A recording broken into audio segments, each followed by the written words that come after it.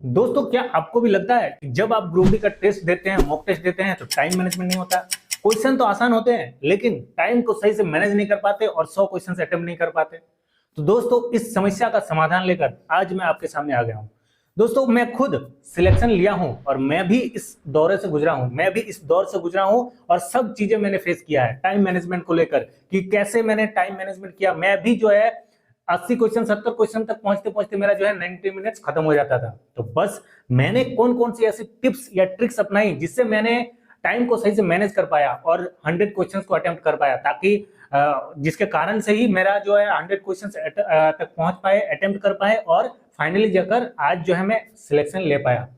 दोस्तों, मैं खुद ग्रुप डी भी क्वालिफाई किया और आरआरबी एनटीपीसी भी क्वालिफाई किया और भी काफी सारे एग्जाम जो है क्लियर किए। वो किसके दम पे? वो है टाइम मैनेजमेंट, सही स्ट्रेटेजी और टाइम मैनेजमेंट के बदौलत। क्योंकि दोस्तों, टाइम मैनेजमेंट अगर आप नहीं कर पाइएगा तो आप उन क्वेश्चंस को देख ही नहीं पाइएगा जो आप बना सकते हैं, लेकिन कुछ ऐसे मतलब मिसकॉन्सेप्शन के कारण या फिर कुछ ऐसे सवालों में उलझन के कारण आप उन कॉन्सेप्ट के या फिर उन क्वेश्चंस तक पहुंच ही नहीं पाते हैं। तो आज के इस वीडियो में मैं आपको पूरा डिटेल्स के साथ बताऊंगा, पूरा वो मेरी सीक्रेट स्ट्रेटेजीज के बारे में बताऊंगा कि आप कैसे पूरा पेपर को बढ़िया तरीके से अटेम्प्ट कर सकते हैं। मतलब कैसे कैसे चीजों को बांटना है, कि पॉइंट वाइज चीजों को करना है, कैसे फिर टाइम को कैसे डिवाइड करना है। टोटल टाइम आपको भी पता है कि 90 मिनट्स है और 90 मिनट्स में आपको मैथ करना है, रीजनिंग करना है, जीके जीएस करना है, करंट अफेयर करना है, साइंस वाले पोर्शन को देखना है, इतने सारे चीजों को देखना है। तो इसमें कितना टाइम देना है, पेपर को क्या रैंडमली एकदम क्या बोलते हैं अटेम्प्ट करते जाना चाहिए या फिर सेक्शनल वाइज आपको अपने हिसाब से सुविधा अनुसार अटेम्प्ट करना चाहिए। तो आपके सारे डाउट्स, आपके सारे उलझन का समस्या का जो समाधान है आज के इस वीडियो में आपको मिलने वाला है। तो बस इस वीडियो को पूरा देखें और लास्ट तक वीडियो को देखना है, क्योंकि लास्ट में आपको मैं एक ऐसा बोनस टिप बताऊंगा जो आपके मॉक टेस्ट देने का जो टेंडेंसी है या फिर मॉक टेस्ट देने के बाद जो मार्क्स कम आते थे वो बढ़ के कई मतलब ज्यादा बढ़ जाएंगे और आप के अंदर एक कॉन्फिडेंट डेवलप होगा। और एग्जाम क्रैक करने के लिए कॉन्फिडेंट बहुत मैटर करता है, क्योंकि आपका सेल्फ कॉन्फिडेंट हाई रहेगा तो आप एग्जाम जरूर फोड़ के आइएगा। तो बस इस वीडियो को एंड तक जरूर देखें। दोस्तों, मैं इस वीडियो में पॉइंट वाइज चीजों को बताऊंगा आपको। सबसे पहले एक एक करके पॉइंट वाइज मतलब चीजों को देखेंगे कि कैसे क्या हो सकता है। दोस्तों, सबसे पहला है कि पहले जो है आप इजी क्वेश्चंस को अटेम्प्ट कीजिए। ठीक है, इजी क्वेश्चंस कौन से हो सकते हैं? जो वन लाइनर हो। वन लाइनर मतलब जैसे आप पढ़े और उसमें आपको कुछ सॉल्यूशन नहीं करना हो। और वो क्वेश्चन कौन से होते हैं? या तो आपके साइंस में होंगे, या तो आपके जीके जीएस के होंगे, या तो करंट अफेयर्स के होंगे। तो ऐसे क्वेश्चंस को सबसे पहले अटेम्प्ट करना है जो आपको इजी लगे कि हाँ एक बार पढ़े हो गया मेरा, उसको बनाते जाना है। ठीक है, इजी क्वेश्चन सबसे पहले करना है। ये हुआ टिप नंबर 1।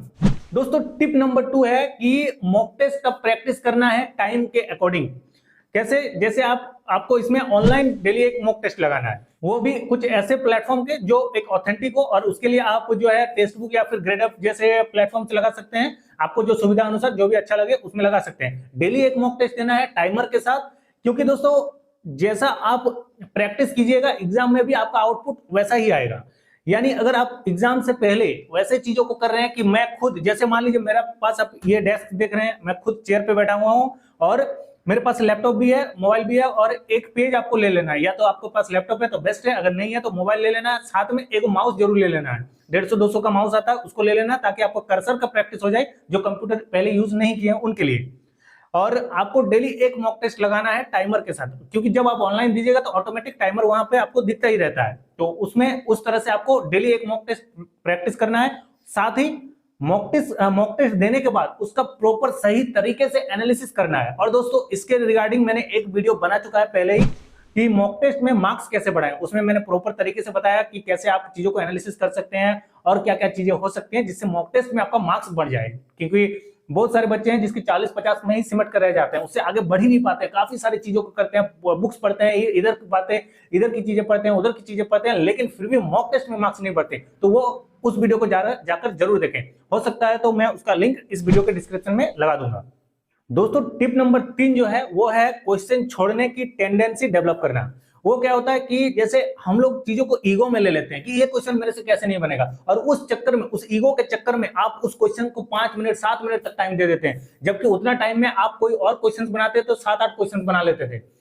तो वो चीज को आपको दूर करना है दोस्तों। ये मैंने भी फेस किया है, मैं चीजों को ईगो में ले लेता था पहले। जैसे मान लीजिए मैथ का कोई क्वेश्चन है, मैं अटक गया, अरे यार ये तो मैंने बनाया है लेकिन अभी क्यों नहीं बन रहा है, तो मैं उस पर और ज्यादा टाइम देता था, 2 मिनट 3 मिनट टाइमर घटते जाता था, और मैं उस पर मतलब जब तक उसको कर नहीं लेता था मतलब टाइम उस पर देता था, और ऐसे करते कई कई क्वेश्चन में मेरा 7 मिनट 8 मिनट लग जाता था।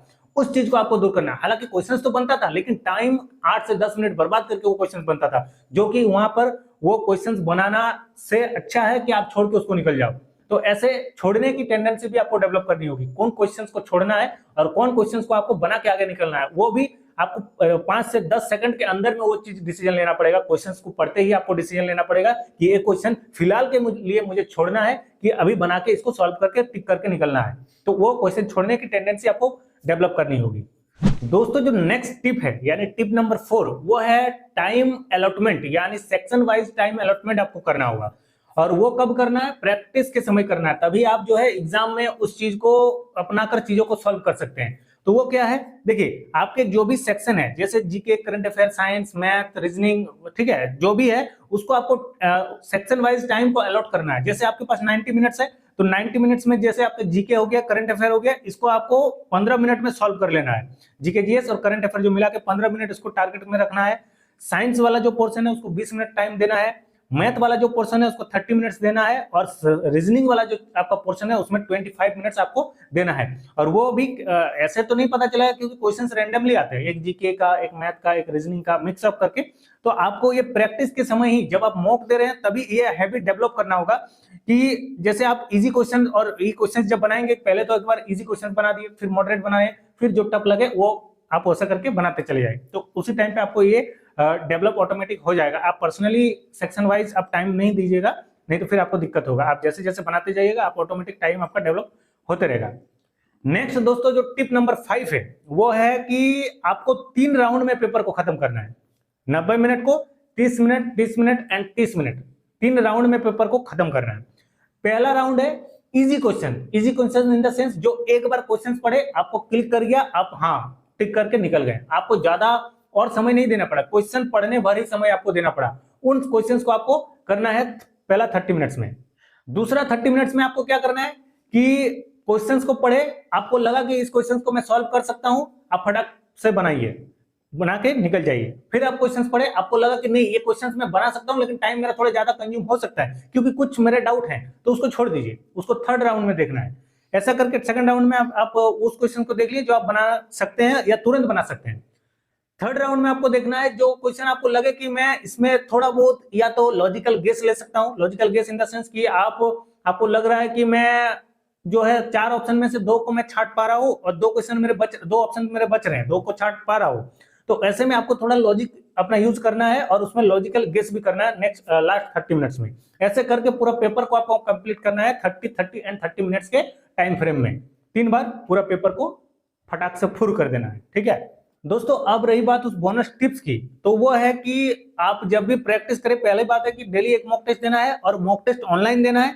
साथ ही मोबाइल में अगर दे रहे हैं तो माउस लगा के देना है, या फिर लैपटॉप में दे रहे हैं तो भी अब बेस्ट है। मतलब आपको कोई गैजेट से ही देना है, ऑफलाइन नहीं देना है, ठीक है। अगर ऑफलाइन दे भी रहे हैं तो कोई दिक्कत नहीं, लेकिन ऑनलाइन आपको जरूर से जरूर एक मॉक टेस्ट देना है। आप मोबाइल, अगर आपके पास लैपटॉप या कंप्यूटर नहीं है तो मोबाइल में दीजिए, लेकिन मोबाइल में माउस का जरूर यूज कीजिए। ये हुआ बोनस टिप्स। अब रही बात जैसे कुछ सिली मिस्टेक जो आखिरकार मतलब ज्यादातर बच्चे करते हैं। पहला, डिफिकल्ट जो क्वेश्चंस होते हैं उसमें उलझ कर रह जाते हैं। दूसरा चीज है कि बहुत ज्यादा किसी अगर टेस्ट में मार्क्स कम आते हैं तो बहुत ज्यादा हाइपर हो जाता है, अपना पीस खो बैठते हैं और बहुत सारे जो अपना खुद स्टडी को अपना इफेक्ट कर देते हैं, क्योंकि मार्क्स कम आया तो टेंशन में रहते हैं और जो बाकी टाइम बचते हैं उसमें भी सही से स्टडी अपना नहीं कर पाते हैं। तो इन सब चीजों को देखना है। अब दोस्तों क्योंकि देखिए मैं खुद इन सब चीजों से गुजरा हूं, इसीलिए मैं आपको गाइड कर रहा हूं कि ये सब चीजें आपके साथ भी होगी या हो रही है, तो उसको अवॉइड करना है और जो जो मैंने बताया उसको अपनाते जाना है। एक एक करके आप चीजों को कीजिए। अगर आपको वीडियो समझ में नहीं आया पूरी तरह से, फिर एक बार रिवाइंड कीजिए, लेकिन वीडियो को एकदम घोल के पी जाना है। जो जो चीजें मैंने बताया उसको अपने अंदर समा लेना है, एकदम जो बताया है उसको फॉलो करना है, चाहे जो हो जाए। अगर आपको सिलेक्शन लेना है तो, क्योंकि मैं जिन तरीकों से चीजों को किया वही तरीके आपको बताया, और आपको मानना और ना मानना आप पे निर्भर करना है, क्योंकि सिलेक्शन आपको लेना है। मैं तो खुद ले लिया, अब आपकी बारी है। बाकी दोस्तों अगर आपको कोई लगता है कि इस टॉपिक पे भी वीडियो आना चाहिए, कोई ऐसा टॉपिक आपके दिमाग में है, तो उस टॉपिक को कमेंट में जरूर लिखें, मैं उस पर भी ट्राई करूंगा कि वीडियो जल्द से जल्द उस पर बना पाऊं। बाकी मिलते हैं फिर किसी नया और इंटरेस्टिंग वीडियो में, तब तक के लिए बाय बाय।